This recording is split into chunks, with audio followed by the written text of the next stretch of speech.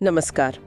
तो आज बात करते हैं 2025 के उपराष्ट्रपति चुनाव की जो सरगर्मियां चल रही हैं उस पर। हमारे पास एक विस्तृत समाचार रिपोर्ट है और हम इसी के जरिए समझने की कोशिश करेंगे कि पर्दे के पीछे क्या चल रहा है। मकसद यही है कि दोनों जो मुख्य उम्मीदवार हैं एनडीए के सीपी राधाकृष्णन और विपक्ष के बी सुदर्शन रेड्डी, उनकी पृष्ठभूमि क्या है, उम्मीदवारी के पीछे की रणनीति क्या है और जो सियासी समीकरण बन रहे हैं उन्हें थोड़ा बारीकी से देखें। और देखिए, मजे की बात यह है कि दोनों ही खेमों ने अपनी नजरें दक्षिण भारत पर टिकाई हैं। ऐसा लग रहा है। हाँ बिल्कुल, ये दक्षिण वाला दाव साफ दिख रहा है। वही, एनडीए ने तमिलनाडु के सीपी राधाकृष्णन को उतारा है तो विपक्ष ने तेलंगाना के बी सुदर्शन रेड्डी को अपना साझा उम्मीदवार बनाया है। तो चलिए इसी पर थोड़ी और बात करते हैं।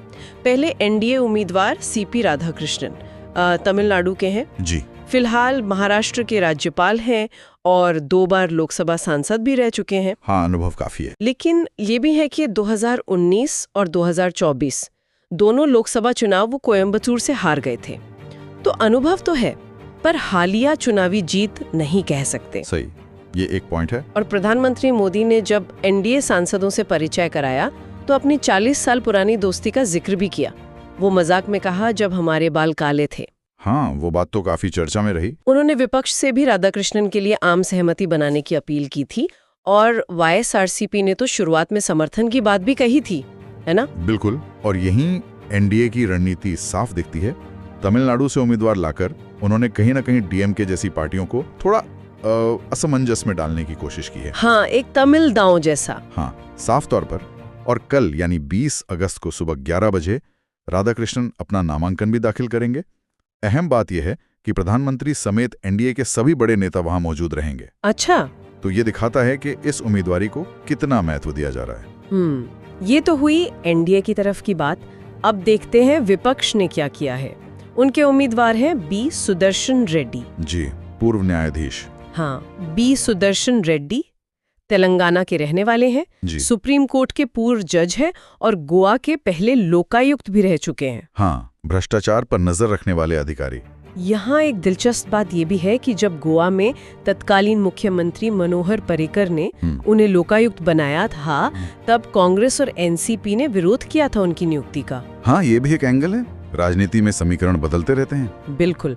तो मल्लिकार्जुन खड़गे के घर पर बैठक हुई, उसके बाद विपक्ष ने इनके नाम की घोषणा की और कहा कि रेड्डी साहब उन मूल्यों को दर्शाते हैं जिनसे देश की आजादी की लड़ाई और संविधान को प्रेरणा मिली। देखिए, विपक्ष का कदम भी बहुत सोचा समझा लगता है। रेड्डी साहब मूल रूप से आंध्र के हैं। अच्छा, तेलंगाना के निवासी हैं लेकिन मूल आंध्र का। हाँ, और उन्हें उम्मीदवार बनाकर विपक्ष ने एक तरह से चंद्रबाबू नायडू की टीडीपी और जगनमोहन रेड्डी की वाईएसआरसीपी दोनों पर दबाव बनाने की कोशिश की है।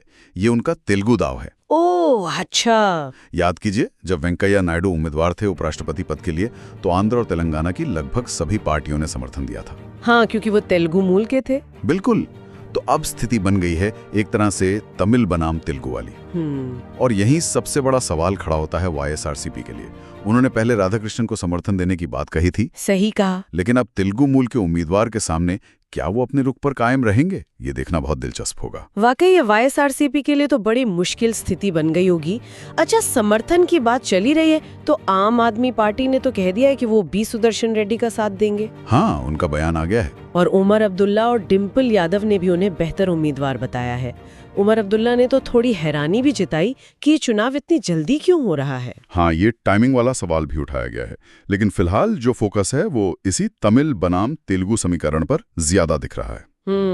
और ये दिखाता है कि राष्ट्रीय स्तर के चुनाव में भी क्षेत्रीय पहचान कितनी अहम हो जाती है कभी कभी। तो कुल मिलाकर तस्वीर ये है कि दोनों तरफ से दक्षिण भारत पर फोकस है।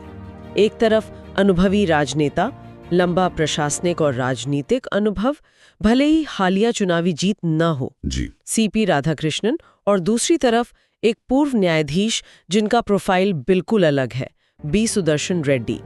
मुकाबला तो दिलचस्प लग रहा है। हाँ, मुकाबला दिलचस्प है।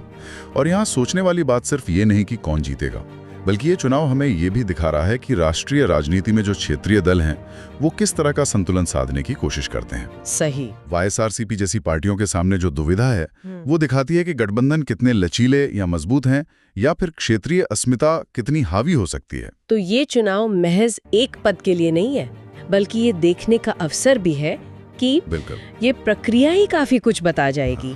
आगे चलकर ये क्षेत्रीय समीकरण राष्ट्रीय राजनीति को किस दिशा में ले जाएंगे, ये सोचने का एक अच्छा मौका है। हाँ, इस पर विचार किया जा सकता है कि क्या भविष्य में ऐसी क्षेत्रीय पहचानों का असर राष्ट्रीय चुनावों पर और बढ़ेगा। ये एक अहम सवाल है जिस पर शायद आने वाले समय में और चर्चा होगी।